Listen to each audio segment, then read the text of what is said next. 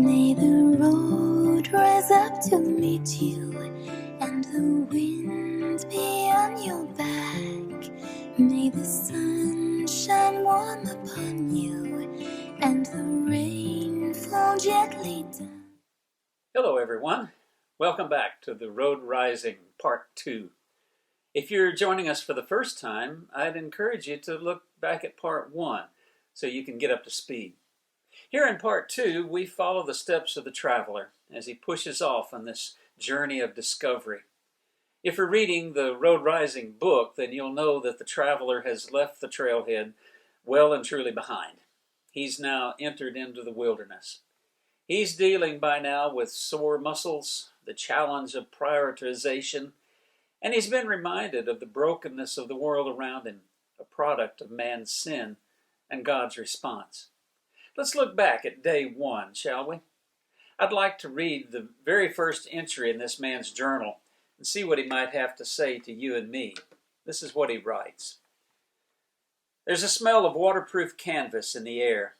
The journey has begun, and each step is accompanied by the creak of new leather and the rhythmic rattle of essentials, finding their way to the lower reaches of my backpack.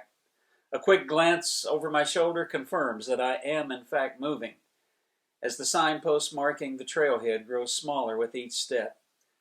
I tug on the straps to find that perfect fit. A deep breath. This is a journey which I've never made before, a journey into the new year. How long will the trip take? My map tells me that 12 months would be normal, but my heart reminds me that the destination may be around the next twist in the path. I don't know what waits, and that's part of the excitement.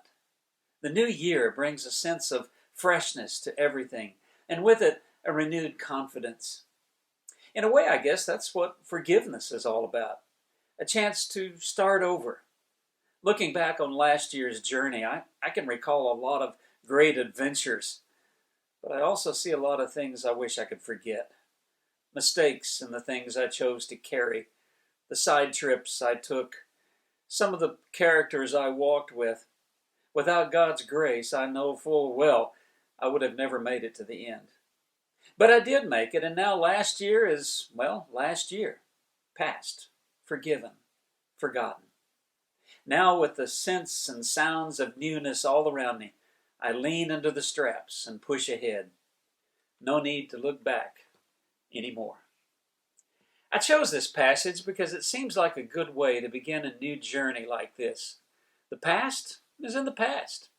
And Psalms 103 verse 12 assures us that mistakes we made back then have been forgiven.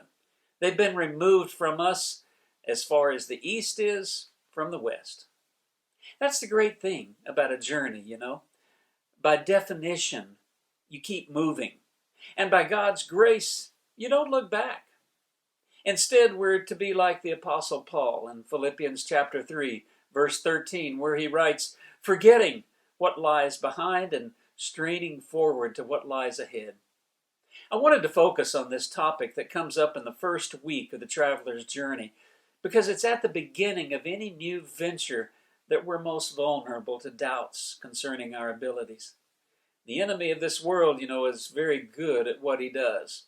And what he does is remind you of your past failures, your mistakes, your great ideas that, well, in practice, didn't turn out to be all that great after all. And the enemy will use those weaknesses and try to convince you that you've never really amounted to much. Why would you think that this new journey is going to be any different? But the fact of the matter is, you have every reason to expect success on this journey. For one thing, you're smarter than you were before. I don't believe there's a baby in the world today who hasn't placed his or her hand on a hot stove. But you know, there's not a whole lot of them who have done it a second time, at least not willingly.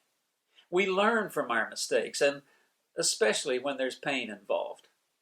For another thing, on this journey, you're being accompanied by, well, the one who made you, who set the path before you, and who has promised to be with you every step of the way. The past has been forgiven, so there's no need to bring it up again, nor to allow anyone else to try and use your past to hurt you. Today is a new day.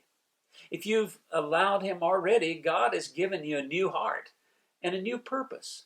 So walk the trail in confidence, forgetting what lies behind and straining forward to what lies ahead. May God bless your steps and give you courage to face the future, knowing that you are not alone. Join me next time for part 3, will you? Y'all come back now. Here. I know that there will be larger rivers farther down the trail and bigger challenges to face. But this was a good beginning. There's an old proverb that says a man can never cross a river twice, because next time it will be a different river and a different man.